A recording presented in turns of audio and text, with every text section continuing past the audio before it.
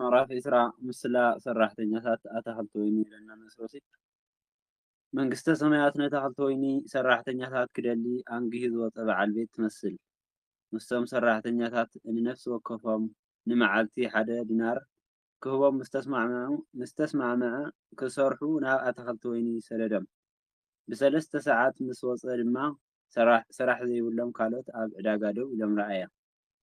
ንኣቶም ከዓ ንስኻትኩም እውን ናብቲ ኣታኽልቲ ወይኒ ኪዱ እሞ ስርሑ፣ እቲ ዝግባእ ክኸፍለኩም እየ በሎም። ንሳቶም ከዓ ኸዱ። መሊሱ ድማ ብ9 ሰዓት ወፂኡ ከምኡ ገበረ። ኣብ መበል 11 ሰዓት እውን ወፂኡ ካልኦት ደው ዝበሉ ረኸበ። ንምንታይ ሙሉእ መዓልቲ ብዘይ ስራሕ ኣብዚ ደው እትብሉ በሎም። ንሳቶም ከዓ ስራሕ ዝቆፅረና ስለ ዝሰኣና ኢና በልዎ። እምበር ንስኻትኩም እውን ናብቲ ኣታኽልቲ ወይነይ ኪዱ እሞ ስርሑ፣ ዝግባእ ክኸፍለኩም እየ በሎም። ምስ መሰየ እቲ በዓል ኣታኽልቲ ወይኒ ንኣዛዚ ገዝኡ ነቶም ሰራሕተኛታት ፀዋዕዮም። ካብቶም ዳሕሮት ጀሚርካ ክሳብ እቶም ቀዳሞት ደመወዞም ሃቦም በሎም። እቶም ብ11 ሰዓት ናይ መዓልቲ ዝመፁ ቀሪቦም ደዲናሮም ተቐበሉ።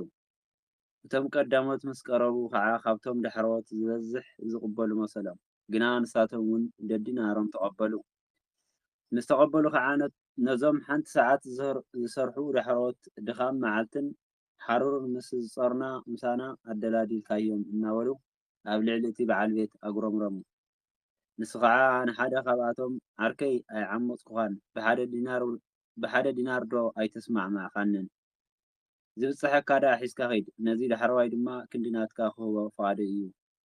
ወይ ድማ ብገንዘበይ ዝደለኽዎ ክገብር ዶ ኣይግበአንን እዩ፣ ወይ ኣነ ለጋስ ስለ ዝኾንኩ ዶ ዓይንኻ ጠባን እዩ ኢሉ መለሰሉ። እቶም ዳሕሮት ቀዳሞት ክኾኑ እቶም ቀዳሞት ከዓ ዳሕሮት ክኾኑ እዮም። ጽዋዓት ብዙሓት ሕሩያት ግና ውሕዳት እዮም እሞ ይብለና ንእስ ርእሲ ካልኣይ ንእስ ርእሲ ብዛዕባ ሞቱን ትንሳኤኡን ንሳልሳይ ግዜ ከም ዝተዛረበ ኣብ ማርቆስ ምዕራፍ 10:32 ክሳብ 34 ሉቃስ 18:31 ክሳብ 34 ንረኽቦ ይብለና። ኢየሱስ ናብ ኢየሩሳሌም ክድይብ እንተሎ ነቶም 12 ደቀ መዛሙርቱ ንበይናቶም ወሰዶም። ኣብ መንገዲ ድማ እንሆ ናብ ኢየሩሳሌም ንድይብ ኣለና፣ ንወዲ ሰብ ንሊቃነ ካህናትን ንመምህራን ሕግን ኣሕሊፎም ክህብዎ እዮም፣ ንሳቶም እውን ንሞት ክፈርድዎ እዮም፣ ክላገፁሉን ክገርፍዎን ክሰቕልዎን ንኣህዛብ ኣሕሊፎም ክህብዎ እዮም፣ ንሳልሰይቲ መዓልቲ እውን ክትንስእ እዩ በሎም። ሳልሳይ ንኡስ ርእሲ ልመና እኖ ደቂ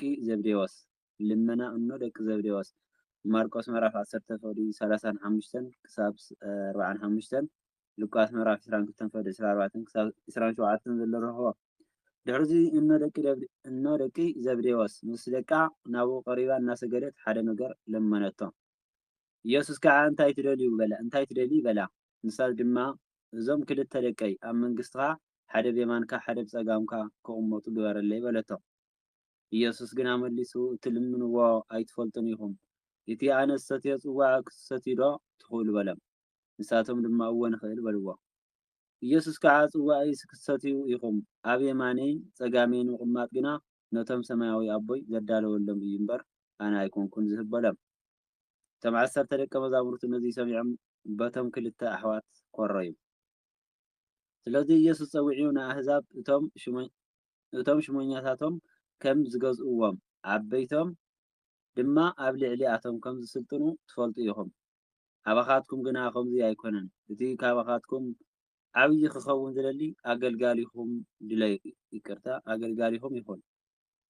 እቲ ካባኻትኩም ሓለቓ ክኸውን ዝደሊ ሓሽከርኩም ይኹን። ወዲ ሰብ እውን ከገልግልን ህይወቱ ምእንቲ ብዙሓት ቤዛ ገይሩ ክህብን ደኣ እምበር ከገልግልዎ ኣይመፀን በሎም። ራብዓይ ንኡስ ርእሲ 2 ዕውራት ከም ዘሕወያ ኣብ ማርቆስ ምዕራፍ 10:46 ክሳብ 52 ሉቃስ 18:35 ክሳብ 43 ማቴዎስ ምዕራፍ 9:27 ክሳብ 31 ዘሎ ረኽቦ። ካብ ኢያሪኮ ክወፁ እንተለዉ ከዓ ብዙሓት ሰባት ተኸተልዎ። እንሆ ድማ 2 ዓይነ ስውራት ኣብ ወሰን መንገዲ ተቐሚጦም ነበሩ እሞ ኢየሱስ ይሓልፍ ከም ዘሎ ሰሚዖም ኦ ጎይታ ወዲ ዳዊት መሓረና እናበሉ ዓብሎም ድምፂ ኣስምዑ። እቶም ህዝቢ ድማ ስቕ ክብሉ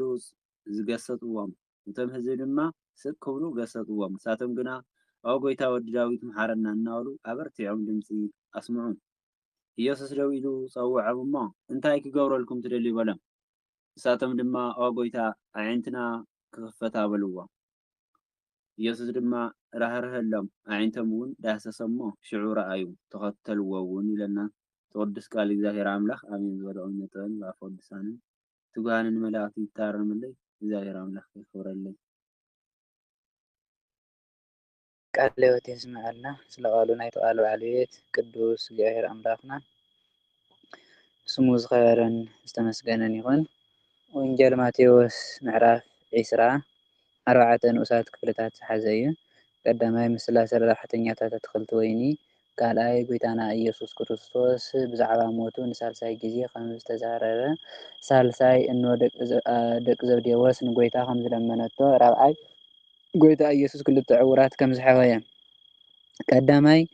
ምስላ ሰራሕተኛታት ኣትክልቲ ወይኒ መንግስተ ሰማያት ኢሉ ጎይታና ኢየሱስ ክርስቶስ ብምሳሌ ክምህሮም ጀሚሩ። መጀመርያ ብዛዕባ ናይ ሓደ ንጉስ ምሳሌ ምሕርዎም ነይሩ።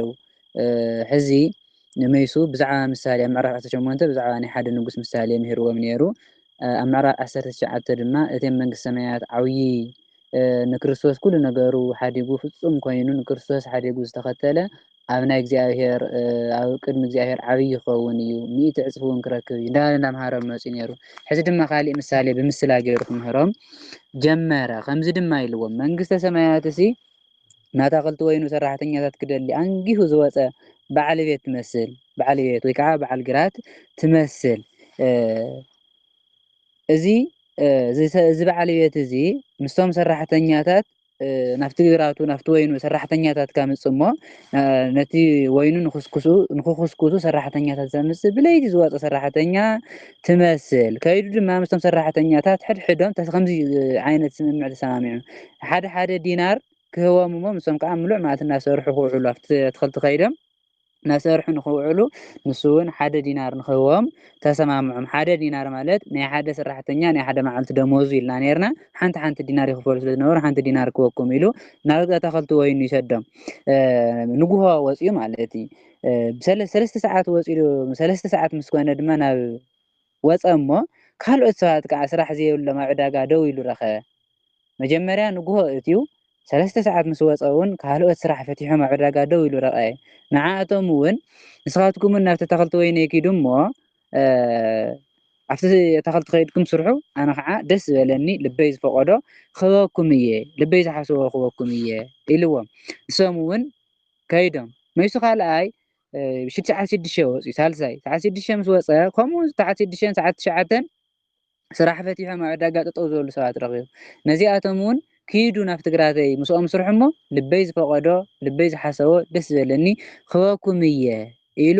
ሰዲድዎም። ድሓር ኣብ መበል 11 ሰዓት ወፂኡ ካልኦት ደው ኢሎም ስራሕ ስኢኖም ጠደው ኢሎም ዝውዓሉ ሰባት ረኺቡ። ንዓኣቶም ድማ እንታይ ኢልዎም ንምንታይ ሙሉእ መዓልቲ ኣብዚ ስራሕ ዘይብልኩም እዚ ኣብዚ ጠጠው ዝበልኩም ምክንያትስ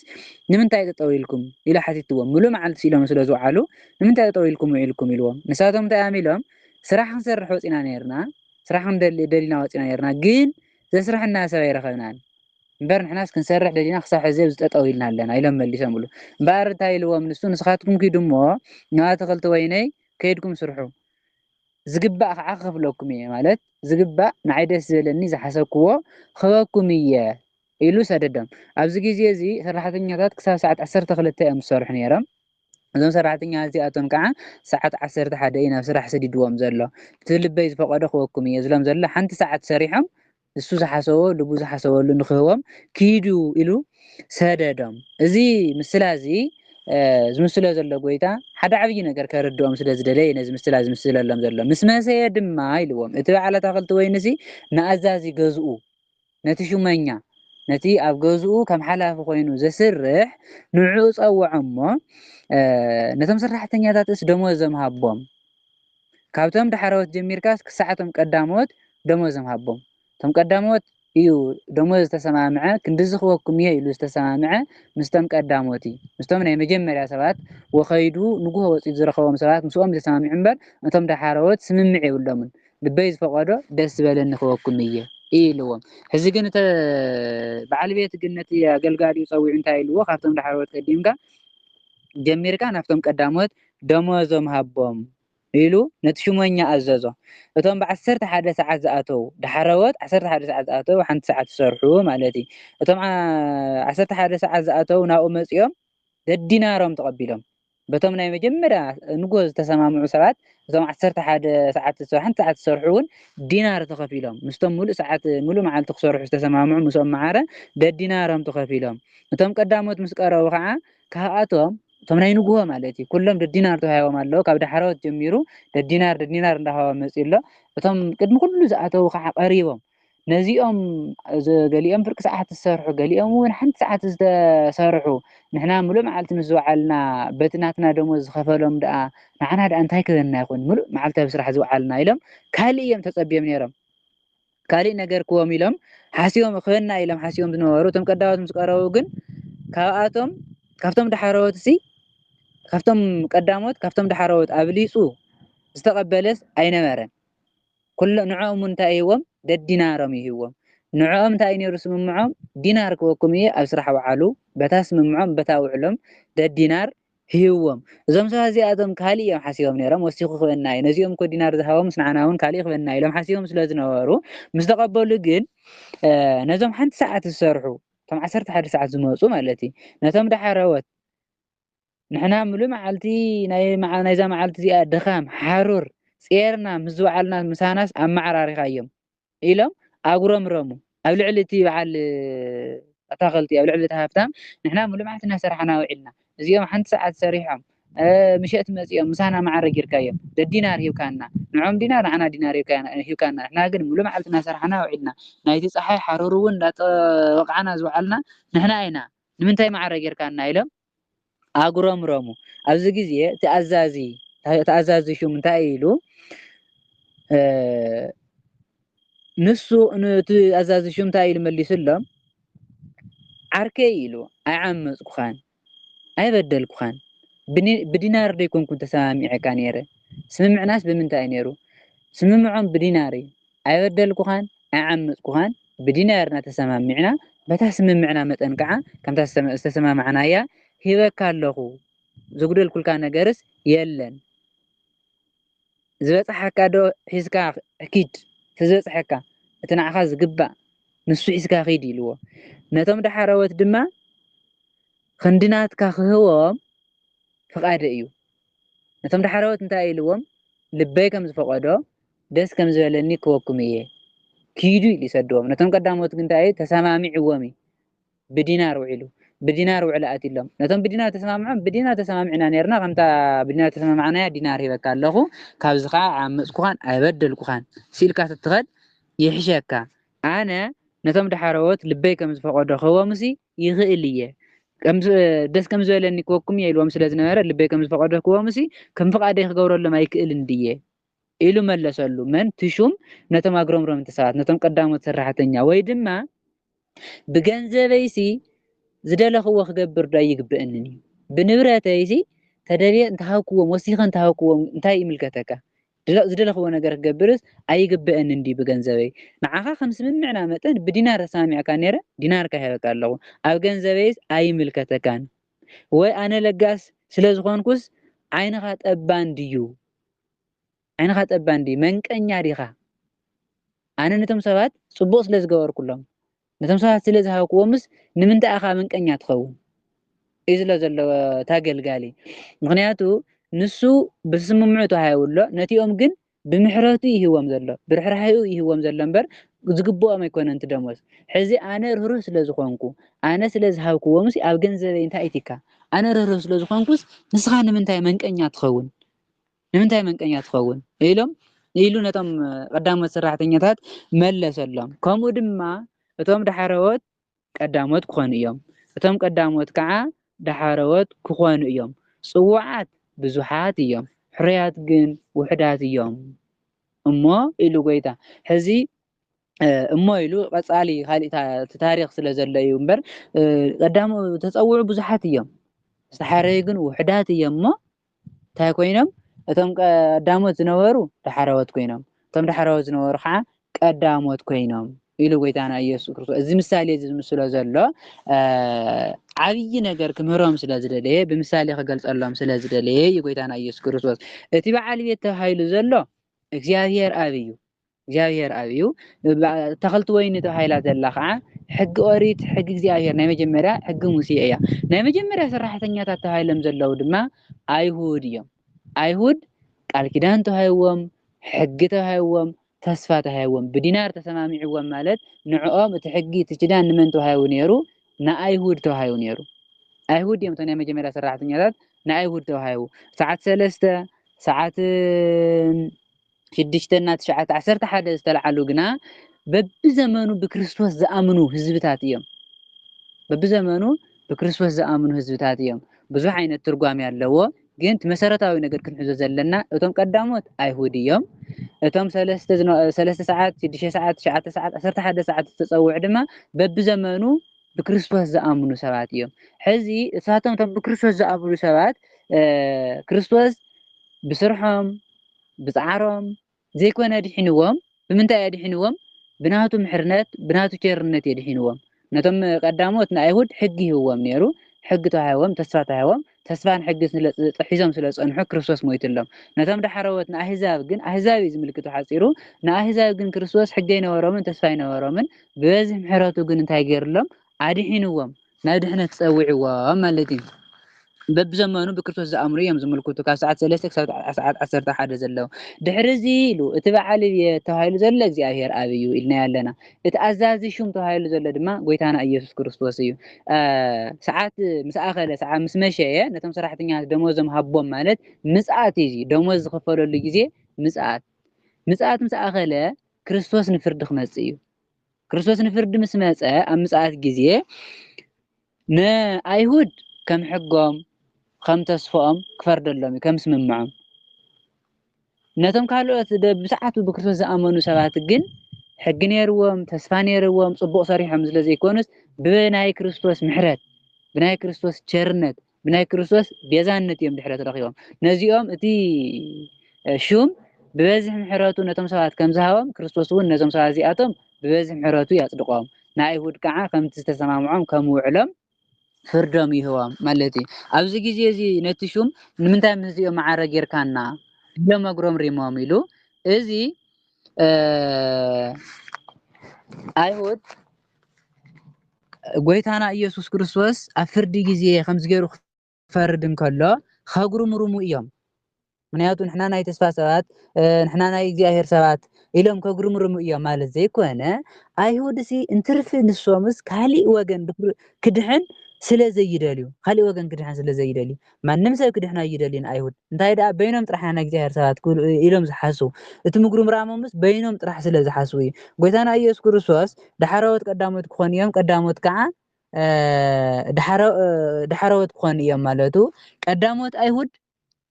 ዳሕረወት ክኾኑ እዮም ተስፋ ዘይብሎም ኮይኖም ድሕነት ዘይብሎም ኮይኖም እንታይ ስለ ዝኾኑ ጽቡቕ ስለ ዘይሰርሑ ስለ ዘጉረምረሙ ንክርስቶስ እውን ስለ ዘይኣመንዎ ስለ ዘይተቐበልዎ ሕጊ ክርስቶስ እውን ስለ ዘይፈጸሙ ሰቐልቲ ክርስቶስ ኮይኖም ስለ ዝተረኸቡ ብተስፋ ቀዳሞት ነይሮም ብሕጊ ብምሃብ ቀዳሞት ነይሮም ብድሕነት ግን ኣይረኸብዎን ንክርስቶስ ሕሊፎም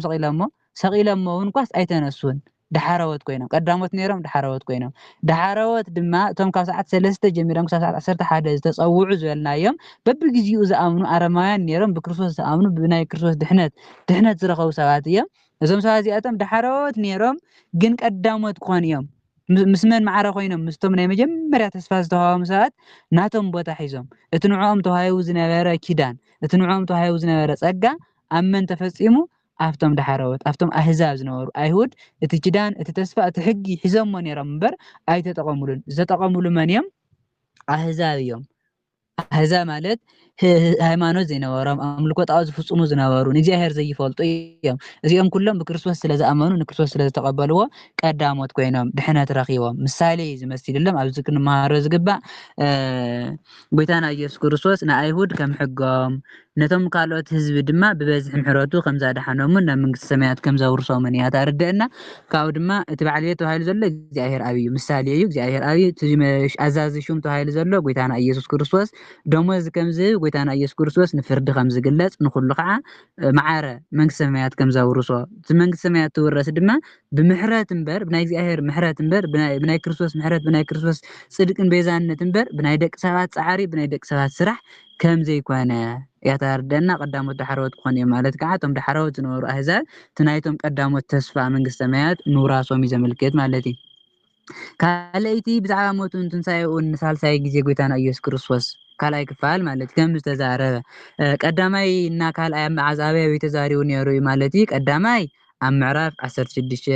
ካልአይ ኣብ ምዕራፍ 17 ብዛዕባ ሞቱን ብዛዕባ ትንሣኤኡን ተናጊሩ ነይሩ ሕዚ ድማ ጎይታና ኢየሱስ ክርስቶስ ንሳልሳይ ጊዜ ኣብ ምዕራፍ 20 ብዛዕባ ሞቱን ብዛዕባ ትንሣኤኡን ንሳልሳይ ጊዜ ተናጊሩ ኢሉ ኢየሱስ ናብ ኢየሩሳሌም ክድይብ እንተሎ ናብ ከተማ ኢየሩሳሌም ክድይብ እንከሎ ነቶም 12 ደቀ መዛሙርቱ ንወይንቶም ወሲዱ ኣብ መንገዲ ንወይኖም ገይሩ ንሆና ኢየሩሳሌም ንድይብ ኣለና ንወዲ ሰብ ሊቃነ ካህናት መምሃራን ሕጊ ኣሕሊፎም ክህዎ እዮም ንመን ሊቃነ ካህናት መምሃራን ሕጊ ፈሪሳውያን ሰዱቃውያን ዝተባሃሉ ንሮማውያን ንናይ ሮም ወታደር ኣሕሊፎም ክህዎ እዮም ንሳቶም ከዓ ንሞት ክፈርድዎ እዮም መን ሮማውያን አይሁድ ሊቃነ ካህናት ኣሕሊፎም ጲላጦስ ይሞ ጲላጦስ እውን ንኽስቀል ፈሪድሎም ፍቃድ ይህዎም ከም ሕጊ ሮማውያን ድማ ሰቂሎም ቀቲሎሞ መስቀል ናይ ሓደ ወንጀላዊ መቅፅዒ ነይሩ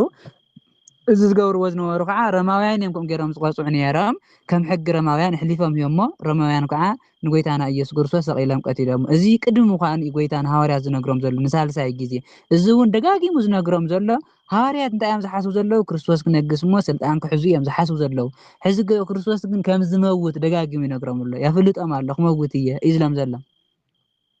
ካላግጹሉን ክገርፍዎን ክሰቅልዎን ንኣህዛውን ሕሊፎም ክህዎ እዮም ሰለስተ መዓልትን ሰለስተ ለይትን ከዓ ኣብ መቃብር ሓዲሩ ሞት ተሸኒፉ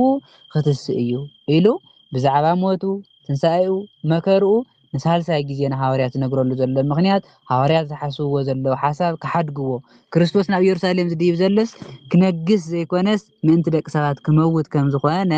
ምእንቲ ካርድኦም ኢሉ ንሳልሳይ ጊዜ ከም ዝተናገረ እያ ትምህረና እዛ ካልአይቲ ክፍሊ እዚኣ ኣብዛ ካልአይቲ ንመሃሮ ትምህርቲ ብሓፂሩ ጎይታና ኢየሱስ ክርስቶስ ንሃዋርያት ብዛዕባ ሞቱን ትንሣኤኡን ኣቀዲሙ ከም ዝተናገረ እያ ትምህረና እዛ ካልአይቲ ክፍሊ ማለት እዩ ሳልሰይቲ ክፍሊ ልመና ኣዶ ደቂ ዘብዴዎስ ድሕሪ እዚ ጎይታና ኢየሱስ ክርስቶስ ነቶም ደቀ መዛሙርቱ ንበይኖም ነዚ ነገር እዚ ምስተናገሮም ማለት እዩ ኣዶ ደቂ ዘብዴዎስ ናይ ደቂ ዘብዴዎስ ማለት ያዕቆብና ዮሐንስ እዮም ናቶም ኣዲኦም ምስ ደቃ ናብኡ ቀሪባ ናብ ምን ናብ ጎይታ እናሰገደት ሓደ ነገር ለመነቶ ሓደ ነገር ግበረለይ ኢላ ጎይታ እናበለት እናሰገደት ናብ ጎይታ ቀረበት እዚ ትልምነሉ ናብ ጎይታ ደቂ ሕያ ተቀርበሉ ዘላ ምክንያት ሃዋርያት ኩሎም ክርስቶስ ክነግስ እዩ መን ኣብ መንግስቲ ናይ ክርስቶስ ንግስና ዝዓቢ ዝብል ሓሳብ ስለ ዝነበሮም እዚኦም ከዓ ንሽተይ ማርያም ኣዶ ደቂ ዘብዴዎስና ኣዴና ቅድስት ደንገል ማርያም ዝምድና ስለ ዘለወን ዝምድና ናይ ስጋ ዝምድና ስለ ዘለናስ ንዓ ሒዝና እንተኸይድናስ ንዓና ክሾመና ይኽእል እዩ ብሓፂሩስ ኣማላጅ እዮም ሒዞም ዝኸዱ ዘለው ኣማላጅ ሒዞም ዝኸዱ ዘለው ምእንቲ ክሾሞም እዮም ደልዮም ኣማላጅ ናዲኦም ሒዞም ዝኸዱ ዘለው ኢየሱስ ኣብዚ ግዜ እንታይ ኢልዋ ንማርያም ኣዶ ደቂ ዘብዴዎስ እንታይ ክትደሊ ሓንቲ ነገር ልምነካ ኣለኹ ና ስለዝሓተተቶ እንታይ ክትደሊ ዝደለኽዮ ነገር እንታይ እዩ ንሳ እንታይ ኢላቶ እዞም ክልተ ደቀይ ኣብ መንግስትኻ ምስ ነገስካ ክነግስ እዩ ዝብል ሓሳብ ስለ ዘሎ ሓደ ብየማንካ ሓደ ብፀጋምካ ክእመጡ ግበረለይ ተመላጅነታ ገሊፃቶ ማለት እዩ ኣብ መንግስትኻ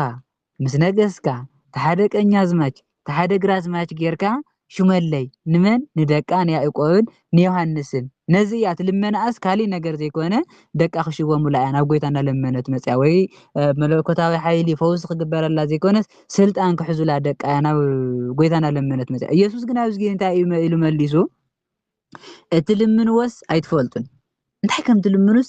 ኣይትፈልጡን እቲ ንዓኹም ዝጠቕመኩም እቲ ንዓኹም ዘድልየኩም ምልማን ሓዲግኩም እቲ ትልምንዎ ነገር ፈፂምኩም ኣይትፈልጥዎን ኢኹም ኢሉ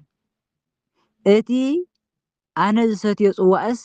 ክትሰትዩ ዶ ትኽእሉ ኢኹም በሎም ኣነ ዝሰትዮ ጽዋእ ኣነ ዝሞትዎ ሞት ማለት እዩ ኣነ ዝሞትዎ ሞት ሲ ክትሞቱ ዶ ትኽእሉ ኢኹም ኣብዚ ግዜ ደቂ ዘብዴዎስ ብክርስቶስ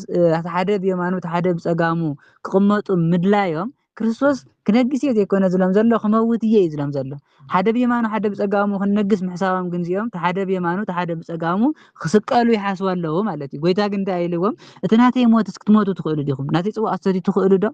ኢሉ ሓቲትዎም ንሳቶም ከዓ እንታይ ኢሎም እወ ንሰቲ ኢና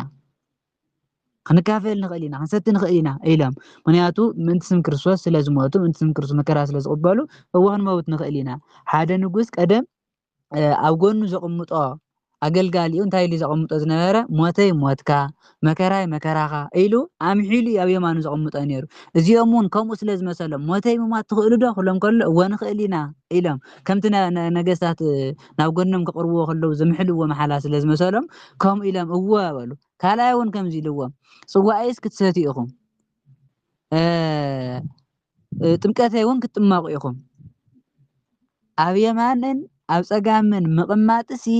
እታ ኣብ ሰማይ ዘሎ ኣቦይ እምበር ኣነ ዘዳሉ ኣይኮንኩን ኣብ የማንን ኣብ ፀጋመይን ምቕማጥ እታ ኣብ ሰማይ ዘሎ ኣቦይ ዝወሰኖ እምበር ኣነ ዘቕምጦስ ኣይኮንኩን ዝተወሰነ እዩ ብየማን ክርስቶስን ብፀጋም ክርስቶስን ዝስቀሉ ካልኦት እዮም እምበር ያዕቆብን ዮሃንስን ኣይኮኑን ጎይታና ኢየሱስ ክርስቶስ ኣይልዎም ጽዋዕ ክትሰቲ ትኽእሉ ዲኹም እወ መስቀለይ ክትቅበሉ ትኽእሉ ዲኹም እወ ሞተይ መከራይ ክትቅበሉ ትኽእሉ ዲኹም እወ ንኽእል ኢና እዮም ኢሎም እምበኣር ኢልዎም መስቀል እውን ክትቅበሉ ኢኹም ጽዋዕ እውን ክትሰትዩ ኢኹም ኣብ የማንን ኣብ ፀጋምን ምቕማጥ ግና ነቶም ሰማያዊ ኣቦይ ዘዳለወሎም እዩ እምበር ነቶም ሰማያዊ ኣቦይ ዘዳለወሎም እዩ እምበር ኣነ ኣይኮንኩን ዝህብ ንስኻትኩም ይኮንኩም ንምሳይ ትስቀሉ ኢዝሎም ዘሎ እቶም ምሳይ ዝስቀሉስ ካልኦት እዮም ሃዋርያት ስልጣን እዮም ደልዮም ዘለዉ ጎይታ ግን ብዛዕባ ስልጣን ዘይኮነ ዘውግዖም ዘሎ ብዛዕባ ስቕለቱ ብዛዕባ ምስኡ ዝስቀሉ ሰባት ጥጦስን ዳክርስን ዝተባሃሉ ሰባት ብዛዕባኦም ዘውግዖም ዘሎ እቶም 10 ደቀ መዛሙርቱ ኣብዚ ግዜ እዚ ነዚዩ ሰሚዖም በቶም ክልተ ኣሕዋት ብጣዕሚ እዮም ኮርዮም ምክንያቱ ንሕና ኣብዚ ኮፍ ኢልና ከለናስ ንሶም ነዲኦም ሒዞም መፅኦም ብዛዕባ ስልጣን ይቀዳደሙ ኣለዉ ኢሎም የመና ኮረዩ ሓዘኑ እዚ ስለ ዝፈለጠ ግን ኢየሱስ እንታይ ኢልዎም ፀዊዑ ንኣህዛብ ኢልዎም እቶም ዓበይቲ ሽማግለታቶም ከም ዝገዝእዎም ዓበይቶም ድማ ኣብ ልዕሊኦም ከም ዝስልጥኑ ትፈልጡ ኢኹም ንኣህዛብ እቶም ዓበይቲ እቶም ሽማግለታት ከም ዝገዝእዎም እቶም ዓበይቲ ድማ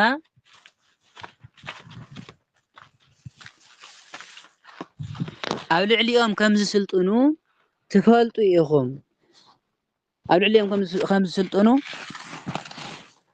ይቅርታ ኣጋጣሚ ማይ ስለ ዝመፀትልና ኣብዚኣ ክፅጋዕ ኢለ ይቅርታ ግበርለይ እሺ እቶም ዓበይቶም ኣብ ልዕሊኦም ከም ዝስልጥኑ ትፈልጡ ኢኹም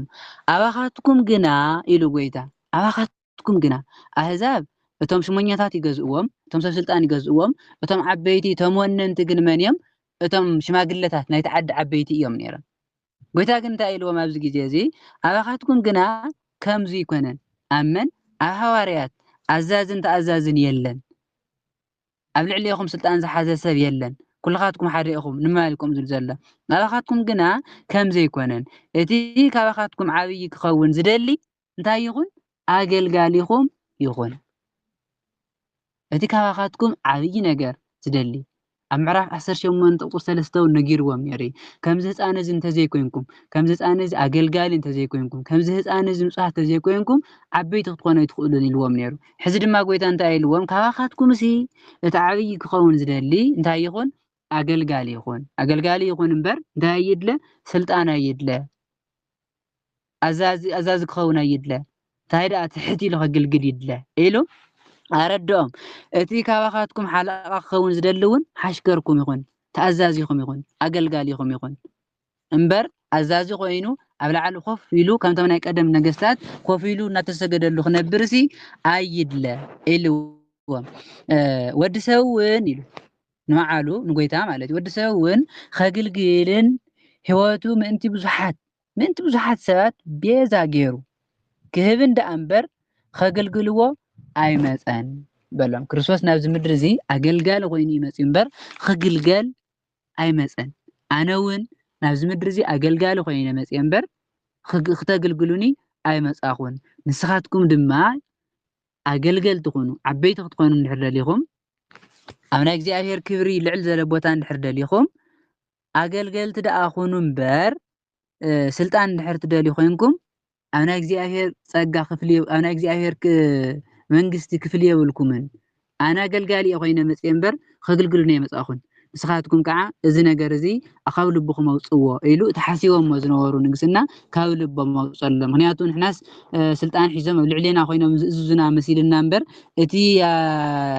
ዓብይ ክኸውን ዝደሊ ሰብ ትሕቲ ኢሉ ዘገልግል እንድሕር ኮይኑስ ኣዋይቲ ስልጣን ይሓዝዎ ጸገም የብሉን ኢሎም ድሕሪ እዚ ካብ ልቦም ዝነበረ ድልየት ስልጣን ጎይታና ኢየሱስ ክርስቶስ ካብ ልቦም ኣርሓቐሎም እንታይ ኢሉ ናቱ ታሪክ ተሪኹ ኣነስ ንደቂ ሰባት ከገልግል እየ ዝመጻኹ ንስኻትኩም ከዓ ዓበይቲ ክትኮኑ እንድሕር ደሊኹም ኣገልግሉ ስለዝበሎም እቲ ሓሲቦሞ ዝነበሩ ነገር ካብ ልቦም ኣርሓቐሎም ብከምዚ ዓይነት ምስላ ናይቶም ኣህዛብ መሲሉ ናትኩምስ ከምቶም ኣህዛብ ዘይኮነ ዝኸውን ንበይኑ እቲ ስልጣን ዝደሊ እቲ ልዓሊ ክኸውን ዝደሊ ኣገልጋሊ ክኸውን ኣለዎ ኢሉ እቲ ናይ ስልጣን ድሌት ካብ ልቦም ኣርሓቐሎም ማለት እዩ ኣብዛ ሳልሰይቲ ክፍሊ እዚኣ ንመሃሮ ትምህርቲ ድማ ኣዶ ናይ ሰበይቲ ዘብዴዎስ ንደቃ ንክልቲኦም ሒዛ ናብ ጎይታ ከም ዝኸደት እቲ ዝለመነቶ ልመና ድማ ማለት ዘድልያ እቲ ንዓ ዝጠቕማ ልመና ዘይኮነት እቲ ዝልምኖ ዝነበረት ልመና ደቃ ክነግሱላ ቅድሚ ክርስቶስ ተሓደ ብየማኑ ተሓደ ብፀጋሙ ክኾን እያ ለሚና ነይራ ጎይታ ግን ኣብዚ እንታይ ኢሉ ወቂስዋ እቲ ትልምንወሲ ኣይትፈልጡን ሕዚ ጎይታ ክስቀል እየ እንዳበለት እዚኦም ከዓ ዝነግስ መሲልዎም እዮም ክንነግስ ሓሲቦም ዘለዉ ግን ብየማን ክርስቶስ ብፀጋም ክርስቶስ ክንከውን ማለት ምሳኻ ክንስቀል ማለቶም እዩ ጎይታ እዚ ስለ ዝኾነ ትልምንዎ ዘይትፈልጡ ተዘድልየኩም ነገር ፈሊጥኩም ዘይትልምኑ ኢሉ ወቂስዋ እቲ ነገሮም ኣይተቐበሎን ወቂስዎም ኣብዚ ንመሃሮ ትምህርቲ ድማ ንሕና ዘድልየና ነገር እቲ ንዓና ዝጠቅም ነገር ፈሊጥና ክንልምና ኣለና እምበር ዘይኸውን ነገር እንተለመና ከምዞም ሰባት እዚኣቶም ከይንውቀስ ዝጠቅመና ነገር ፈሊጥና ናስተውዒልናን ብሓፂሩ እቲ ዝጠቅመና ንሕና ከይፈለጥናዮ እግዚኣብሔር ብዝበለፀ ይፈልጦ እዩ ንዓና ዘድልየና ግን ክንልምን ከለና ዝኸውን ነገር እምበር ዘይኸውን ነገር ወይ ከዓ ልመናና እንዳተገላበጥና እንድሕር ንልምን ኮይና ከምዞም ሰባት እዚኣቶም ከይንውቀስ ክንጥንቀቕ ከም ዝግበአና እያ ትምረና ካብ ነቲ ፅዋዕ ተባሂሉ ዘሎ ድማ ናይ ክርስቶስ ሞት መከራ ከም ዝኾነ ሐዋርያቶም ክልተ ደቀ መዛሙርቲ ድማ ሞትካ ክንመውት ኢና መከራ ካውን ክንቅበል ኢና ከም ዝበሉ እዚ ማለቶም ግን ክትስቀሉ ዲኹም ይዝሎም ዘሎ ጎይታ ንሶም ዝሉ ዘለው ከምቶም ናይ ቀደም ነገስታት ልምዲ መሲልዎም እወ ኢሎም ዝምሕሉ ዘለው መሲልዎም ግን ጎይታ ዝሎም ዘሎ ምሳይ ክትስቀሉ ትኽእሉ ዶ እሳቶም ግን ያስተውዕልዎ ነዚ ኩሉ ነገር ኣብዚ ግዜ ዝኽሎም ከሎ ግን ሐዋርያት በቃ የምሕሎም ኣለኹ ነግሱ እዮም ኢሎም ስለ ዝፈርሑ ብጣዕሚ ተቆጢዖም ጎይታ ግን እቲ ኣብ ሐዋርያት ዝነበረ ሕማቅ ነገር ከም ዝቀረፈሎም ብምንታይ ገይሩ እቲ ስልጣን ዝደሊ ኣባኻትኩም ዓብይ ክኸውን ዝደሊ ልዕል ዝበለ ቦታ ክሕዝ ዝደሊ እንታይ ይኹን ኢልዎም ኣገልጋሊ ይኹን ስለ ዝበሎም በዚ ግዜ እዚ ኩሎም ኣገልገልቲ ምዃኖም ፈሊጦም እምበር ስልጣን ቅድሚኡ ስልጣን እናተቀዳደሙ እዮም ነይሮም ጎይታ ኢሉ ወዲሰብ ከግልግል እዩ ዝመፀ እምበር ክግልገል ኣይመፀን ጎይታና ኢየሱስ ክርስቶስ ናብዚ ምድሪ እዚ ኣገልጋሊ ኮይኑ ከም ሓደ ድኻ ሰብ ኮይኑ ሃፍታም እንዳሃለወ ድኻ ሰብ ኮይኑ ኩሉ ዝኽእል ኣምላኽ እንዳሃለወ ምንም ከም ዘይፈልጥን ከም ዘይኽእል ኮይኑ ኣይሁድ ፈሪሳውያን ከሳድድዎ ከለው እንዳተሳደደ እዩ ዝመፀ እምበር ንጉስ ኮይኑ ብዙሓት ኣገልገልቲ ሓሽከራት ሒዙ ኣይመፀን ንስኻትኩም እውን ኣገልግሉ እምበር ኣገልገልቲ ትኾኑ ኢሉ ንሐዋርያት ናይ ስልጣን ድሌት ኣብ ልቦም ከም ዝቀረፈሎም ያተርድአና ማለት እዩ ራብዒቲ ክፍሊ ክልተ ዕውራት ከም ዝሐወየ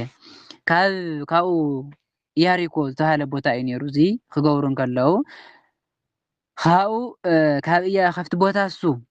ክወፁ እንተለዎ ካብቲ ኢያሪኮ ዝተባሃለት ቦታ ወፂኦም ምስ ከዱ ብዙሓት ሰባት ተኸተልዎ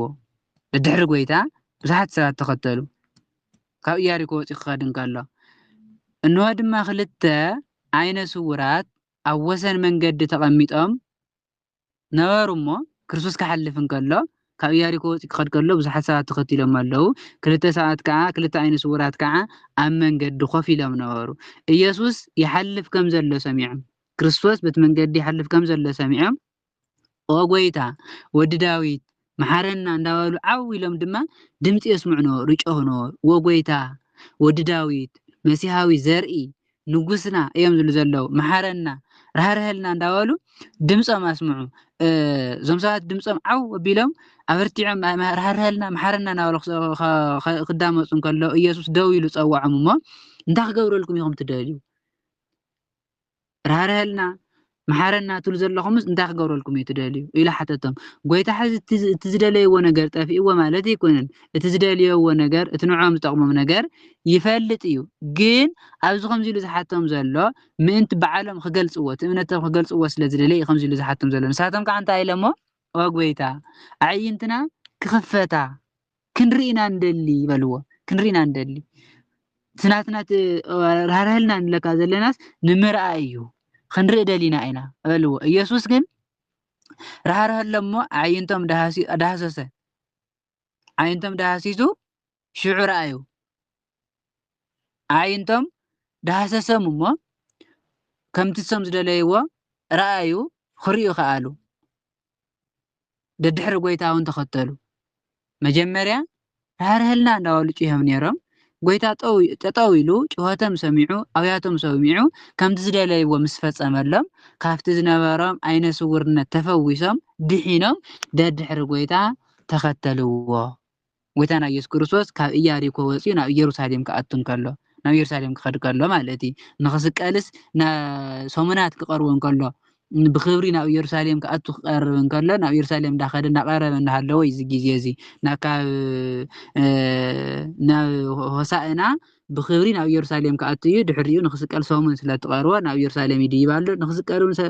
خسك ألي ندابرن ندرك مزامرت دقاقي مزنقرم زلو نخسك ألسي كاوي سومن كمتاتي قري وزل أبزي جزء قويتنا يروساليم كديون كله مالتي أوتار عيت تغفل زي نمهارة تمرت دما قويتنا يسوع كريستوس كلت عين سورات كم زفوسة عين تنكم زاور هلم ملكوتاوي فوسي خمس فص أملم يا تمهرنا سلزنا ورنا صانحيت قدوس እግዚአብሔር አምላኽና ስሙ ዝኸበረን ዝተመስገነን ይኹን ጸጋ ጎይታና ኢየሱስ ክርስቶስን ፍቅሪ እግዚአብሔር አብን ጸሎት ኩሎም ቅዱሳን አቦታትና ምስኩላትና ይኹን ወስብሐት ለእግዚአብሔር ወለወላዲቱ ድንግል ወለመስቀሉ ክቡር